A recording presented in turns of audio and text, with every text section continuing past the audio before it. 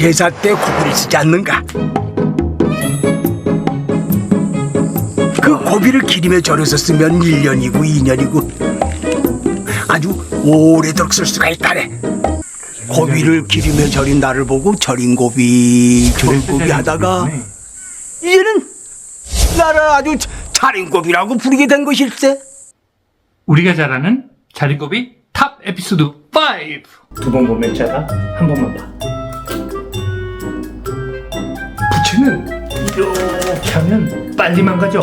그래서 아 시원하다. 아무도 없지? 그럼 신발 아껴 신어야지. 아이고 물건이 좋습니다. 그래요. 아주 좋아요. 아이고 그만 좀 만지시오. 아니 물건이 좋은지 봐야 되지 않소.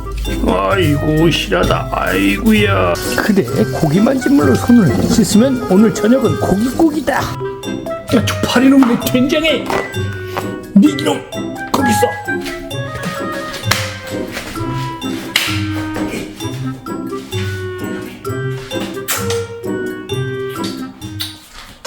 우리가 알고 있던 전래동화 속의 그 구두쇠, 혹시 실존 인물이라는 걸 알고 계셨나요? 오늘 제가 그분을 만나러 갑니다.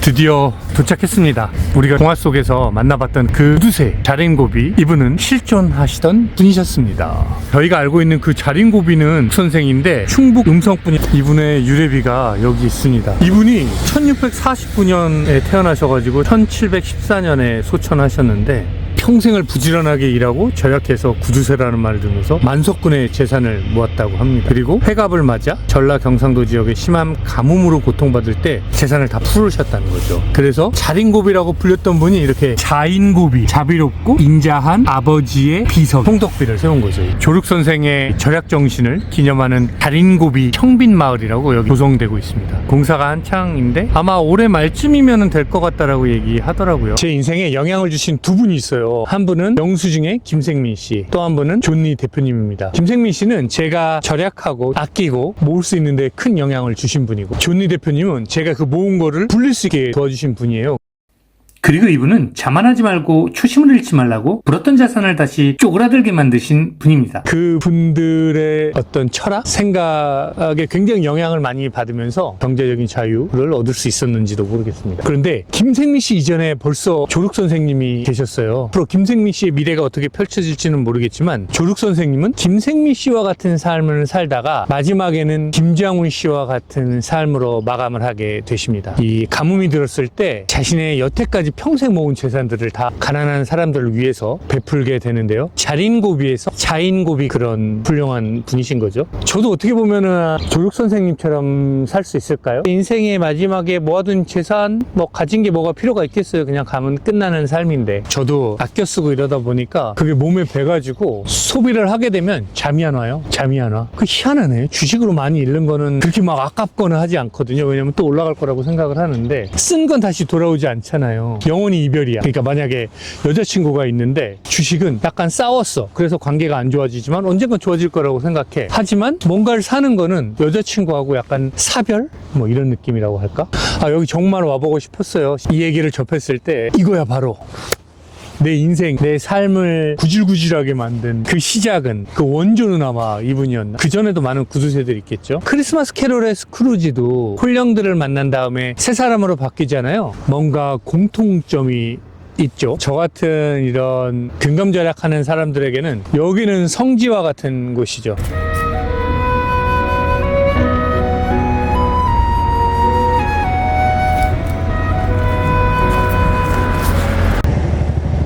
여기가 조륵 선생의 생가가 있는 자린고비 청빈마을인가 봅니다. 입구네요, 여기가. 조륵 선생의 생가에서 18km 떨어진 곳에 조륵 선생의 실제 묘비가 있다고 해서 온 김에 조금 더 가보기로 했습니다. 아니, 조륵 선생 묘비를 찾으려고 했는데 찾을 수가 없네요.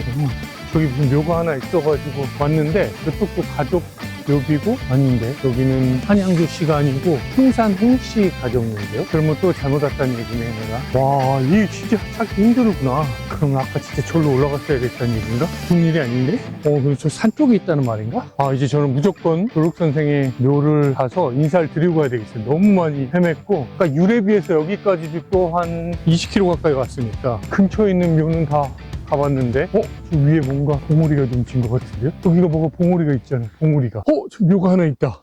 느낌에 적은 것 같아요. 적은 것 같아. 근데 해냈으면 이렇게 머리가 흐러져 버리면은 아마 한 보람이 없는데, 제 생각에는 여기인 것 같아요. 아까 제가 갔던 거는 유래비고, 여기는 실제 조륵선생의 묘인 것 같습니다.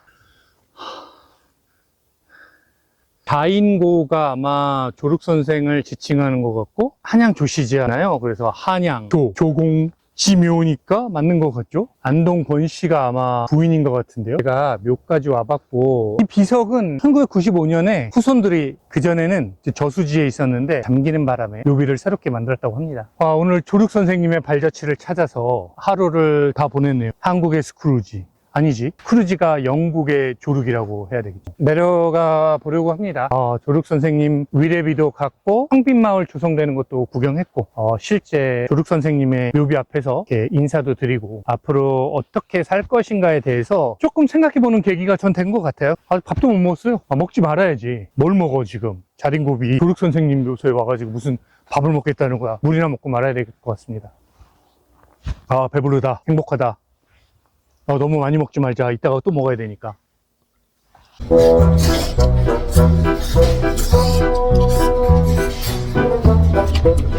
구독과 좋아요 좀 눌러주세요. 제발요. 저 좀 살려주세요. 제발요. 구독, 좋아요, right now.